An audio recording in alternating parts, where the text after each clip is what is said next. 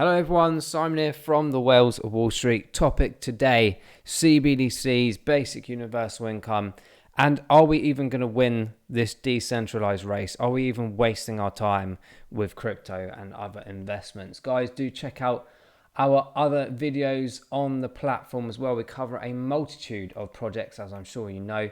Do make sure, if you haven't done so already, that you make sure you like and subscribe to the channel. It's muchly appreciated, and make sure you don't lose out on missing valuable information from this channel. Guys, we're going to look at this topic here.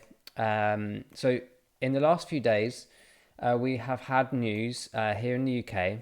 Now, sorry if some of the pages split off. I'll read it mostly anyway. Basic income trial. Basic universal income, guys. This is a topic we've gone on about a long time. I remember a few years ago, people get saying to me this is a conspiracy theory and this thing could not happen. This thing's not even in existence. I can assure you it's in existence. Even a few months ago, I was driving around London and I saw a bus stop with a poster in it promoting basic universal income standards in a trial format. Wales is doing this now. Up to 1,600. I say it says given. I think it's up to, but we'll assume it's up to 1,600 a month for 2 years for the young people. Okay, great.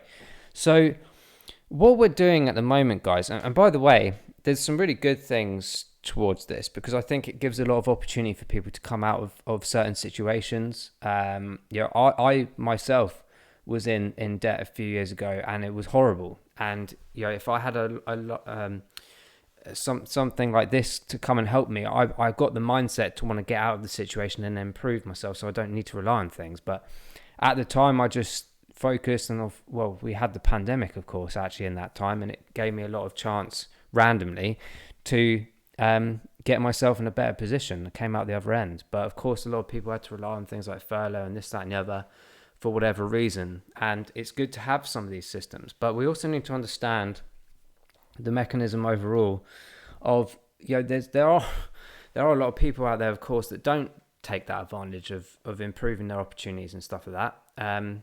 They tend to continue to be lazy and then realize that actually this money just keeps coming and then I don't actually need to do anything. Some people just, on the other spectrum simply really need this kind of money. So there's good and bad scenarios to this, but the conversation we're going to have here is this concept of where is this money coming from and how are we paying it back? And I've been going around in my head circles after circles about all of this kind of stuff, okay? So this particular one for Wales will cost 20 million, okay?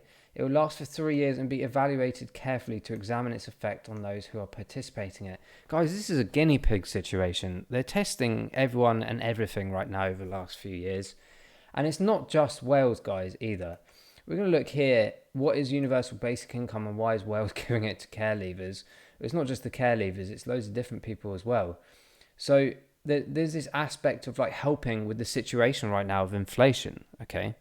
Now, correct me if I'm wrong, when I was doing a lot of research about finance about 10, 12 years ago, I learned a lot about printing money and actually how this has a detrimental effect on adding debt. For example, a pound now has something like £2 debt on it or something that you don't see, but it's in the background, it always is. And debt continues to be added and added until you get to a big burst bubble like we see with inflation. Elasticity of the economy is very important. I learned this at university, supply and demand and all these things. But I was sitting there going like, well, hang on a minute. Like, this money is coming from somewhere. It's either coming from tax or it's coming from printed money, which then just creates a formulation of a continuous vicious circle, does it not? And then we get to a point, which is where I think CBDCs come in, which we know are being piloted. We know they're being used right now in trial periods, to the extent of they will replace this existing failing system of Great Reset, right? So they switch this system on, and then you've all of a sudden got this digital madness going on, okay? So we've got these universal income trials coming in here, and there's some really fascinating articles on here. Like people have written them independently. Some people have done them like professionally. I mean, this is really interesting. How to walk yourself into serfdom. This is actually an old terminology, I believe, from like the medieval times or something, in relation to creating a system where you think they're helping you out, but actually you end up just like working and slaving away and not actually owning anything, but you're happy because you're alive and you're able to just pay for the essentials, and that's about it. But then they dictate to you further down the line what you can and cannot do because you haven't done this or you haven't done that. This medieval process has been around for centuries. This is not new. This is not because the World Economic Forum has made this kind of thing up, albeit they're pushing it massively right now. But this concept is very old. It's very, I wouldn't say it's ancient. I don't know how far history goes back in that capacity, but this did make me laugh about the serfdom. I mean, it's something like peasants and stuff. Well, hopefully, we don't go back into those medieval situations. However, CBDCs does that have that potential capability. And this opens that question up, guys, about, are we ever going to win? I'm invested in decentralized systems. I believe in decentralization. But actually, if you look through the pandemic at how powerful the governments and regulation and systems can be, they could switch things on and off as they please. Because if you remember, a lot of shops were trying to stay open and say, well, I can't survive if I don't stay open. I don't want to take the furlough money, or I'm not applicable to the furlough money. There's a lot of companies and business out there that weren't allowed to get that money. And it was ridiculous. And most of them went under.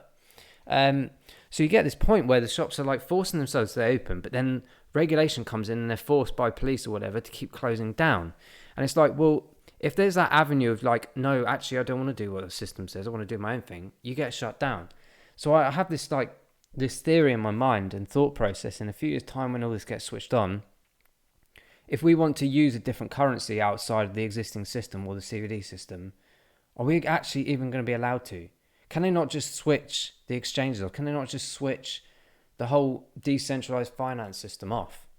And this is why I always have like this relative goal in my head about 2025, because I do think November 2025, remember this date and see if I'm right or not, is the switch on dates for the new financial systems. Now, obviously, there's a rollout period, whether that's done beforehand and leading to that date, or that date is where it's done, and then we get announcements and information and marketing and stuff about, hey guys, we just created all these digital dollars, pounds, whatever around the world. You're now using this. Sorry. Oh yeah, by the way, because we've made you into a cashless society over the last 5 to 10 years, and specifically the last few years, accelerating it for obvious reasons. We can just turn this on now because we asked you this year in 2022, particularly here in the UK, in the post office, for example, by September, all the old cash has to come back to the post office and be cashed in for the new plastic cash money, which is therefore, albeit still physical, it's then traceable because they then know where the influx of the old cash has come from, and they give you the new cash, and they've identified, because of these new systems, where it's been going, who's been having it back, who's been cashing in money, and then they go, oh, hang on a minute, how did you get this £100,000 from your mattress, sorry? Oh, we need to go and tax you for that now, because HMRC from 2023, 2024 is fully digitalised. The whole aspect of paper receipts and things like this and making things up is gone. So the tax dodgers and things like this will be gone as well. And then they're probably going to be panicking now, thinking, well, hang on a minute, I've got all this cash everywhere. How am I going to bring this back in? Because if you don't, it's worthless. You can't do anything with it after September here in the UK. So I'm sure, and I'd love to hear from you guys out there across the world, if something similar is happening in your country as well regarding cash. It's really interesting, guys, to me. Like, this whole process of what I've been learning over the last 5-6 years is finally coming into fruition. And I don't want to have a whole situation of like, I told you so. I'm not that type of person. I just make people aware of the potential situations externally from what people read and see in the mainstream media. These aren't conspiracy theories. They're already out there, guys. This is all part of the World Economic Forum situation. And now, from the Federal Reserves, the central banks, this is what they're bringing out. This here, for example, universal basic income, what does it have to do with digital dollar or central bank digital currency? This is a fascinating article, and I did pull out this from it. This is, if you remember, in 2020, particularly in the US, they brought out this bill. Okay, so this was to boost the communities program. Now, there's a big hoo-ha about this because apparently 6 months before this kind of bill or enactment was out, they already had this renamed as something else for revamping the financial system. And then, of course, the pandemic happened and then they changed the naming and they changed situations about it. But let me show you this. If I go to find and I type the word in digital, guys, page 3 comes up instantly with the word digital dollars. And I'm thinking, okay, that's interesting. Maybe they're just explaining digital dollars. As I go further down this document, which is really interesting, we start hearing about Federal Reserves creating dollar account wallets and the authorization for each Federal Reserve Bank to maintain the digital account. If I go back a bit further, we talk about how the use of digital dollars are being created with account wallets that are being used for this boosting act. So are we not using print money anymore? Are we just using digital dollars? And which digital dollars are they using and who's powering this thing? How's it being made? And how are we forcing ourselves to go, hey, you go have a load of money, because it's traceable. Are they going to come back after people in a few years' time and say, hey guys, you just borrowed a load of money off us, you need to pay it back? I had a student loan like everyone else, and I'm paying it back still. It's nearly done, hopefully, but like 10, 12 years later. But you don't have free money for nothing, surely. And if it is free money, then it's being paid for by something else. And if you think about it, if it is taxed, every dollar, every pound that goes through the system is probably taxed about 6 or 7 times, if you think about it. If I get paid, I get taxed. If I go and then spend my money in a business, I get already paying tax on the item, whether it's fuel or a product.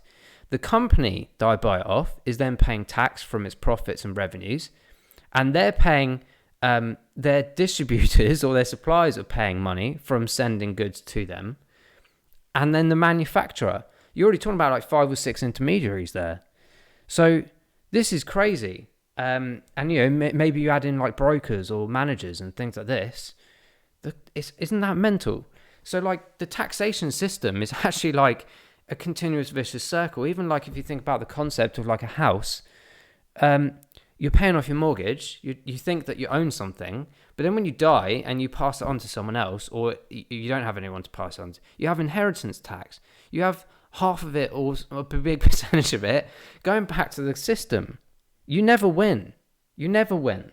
So this argument that I have is like, what is going on here? Digital wallets boosting the system out there, creating a digital wallets. And I thought the weirdest part was that whole aspect of like the Federal Reserve has the right to maintain and essentially control the digital accounts. So this is where it leads to me about CBDCs, guys, because if we all start relying on a system that goes, hey guys, we're giving you free money, you'll own nothing and be happy about it. You've heard this terminology. It's coming. It's coming because a lot of people sit there and go, oh, I'll just get a load of money in and I don't actually have to do anything. There is, as I said earlier, a big percentage of people that will go, oh, wow, this is an opportunity for me to get on track and better myself and this, that, and the other. Fantastic. There's going to be a lot of people out there and eventually, potentially psychologically, might switch minds from people who have that mentality to switch into, that mentality of not working and stuff. And like I said, obviously, some people can't work. And that's absolutely brilliant that we have systems coming in to help with that situation. We already have welfare systems, right? But even those are being replaced. Even those are being cancelled. Look left, right, and centre. All you have to do is Google the welfare systems. They're disappearing. They're being replaced by this system. Trackable, traceable, understanding because of digital identities, AI, algorithms, everything like that. They will instantly know whether you're faking the system or not. You know? And there's a big loss of money there. And the governments go, well, hang on a minute, how much is this worth? Oh, yeah, brilliant. Okay, yeah, you're supposed to actually be working. Off you go and work. Otherwise, you're not getting your basic universal income anymore. And then you talk about CBDCs in this spectrum of information. You look down, this is from 2019 when they trialed. This is funny. So in California, they started giving $500 a month to people. And this was in 2021, right? And they saw some research here that people were spending that money on essentials. So they're either working on top of that and then having a bit more of a luxury life, which is cool. But in general, this always starts small. And people are like, oh yeah, well, if it stays this low, it's going to be fine. Fast forward to this month in 2022, millions of Californians can get inflation relief checks up to $1,050. This will keep increasing to a capacity where people don't want to work or don't need to work anymore. They have no strings attached to this money. What happens when you have this kind of philosophy? It means that in a few years' time, when they switch these CBDCs and things on, and they go, Simon, you're not doing this, we're not paying you as much this month, or you need to go and have this pass, or you're not allowed to go and travel, because they can switch it on and off. I've just made the principal point. Within this bill, they're talking about reserves, Federal Reserves and other institutions being able to control the methodology of the income and outcome of these basic universal incomes, boosting communities, whatever you want to call it, is a system of control, in my opinion. I would love to know your thoughts and feelings on this, guys, because it really does raise the question to me, like, okay, if I can get out of the digital currency systems before 2025, let's hope we get a big bull run and I can just go.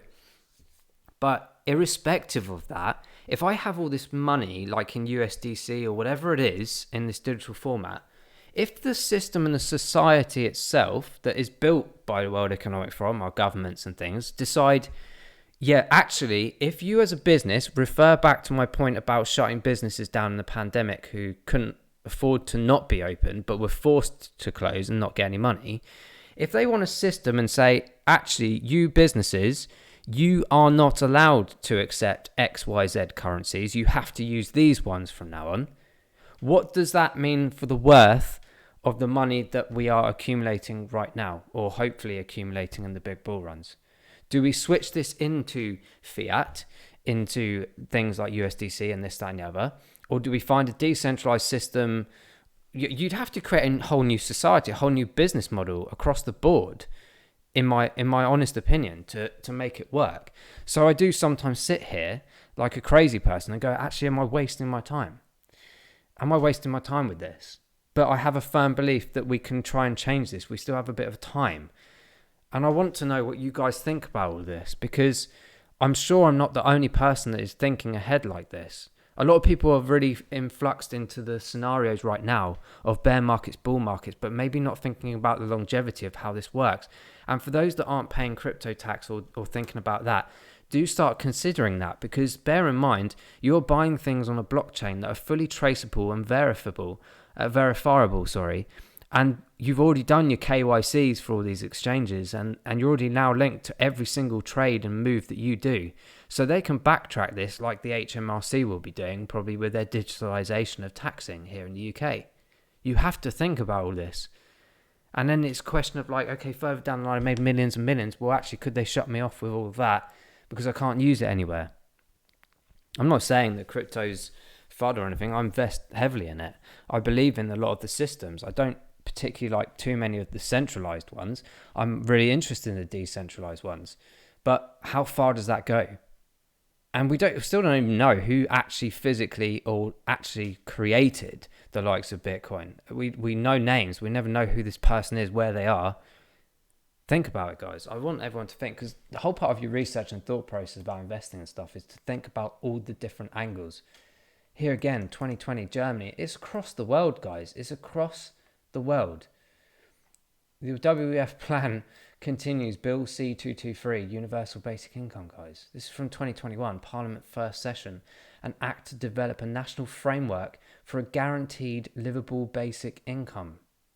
Who's paying for this? Where's it coming from?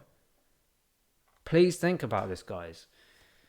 That kind of wraps up my topic thought process today. I had to get this out because so many people are talking about this situation. And for those that don't invest in crypto, they talk to me and they're like, oh, I think you're wasting your time. This, that, and the other. If they don't want it to work, they won't allow it to work. And I've always been like, yeah, that's fine, but I'm going to continue anyway because, you never know. I feel like you have to have loads of different paths and avenues set up in lives these days to see what happens. But what do you think? What do you think? I'm seriously thinking all about heavily about all these CBDCs and stuff coming in the future. Like I said, there's some good things about it because it does, it potentially removes fraudulent activity, money laundering, missing money, all of this stuff. But what does it mean for the people? we all love this scenario right now of like, oh, the technology's coming, this is really exciting, this is changing the world. But is this actually a good thing for society, like in the long run? Maybe not even in a few years' time, maybe in the long run for the Agenda 30 program. If you haven't read that, go and read it on the UN website. It's phenomenal. A whole entire set piece. Everything's laid out for us for the next 8 years. And they're on target, if not ahead. They've accelerated the last 2 years for various reasons. I'm not going to mention them. I think everyone knows. And we're nearly at this end game. Guys, I'm going to wrap that up there. Please do let me know what you think in the comments below. We'll try and do more videos like this in the near future, but I had to get this one off my chest. It's been on my mind for a long time. I'm really interested to see what you think. Thank you so much for watching. We'll see you in the next deep dive video. Bye bye.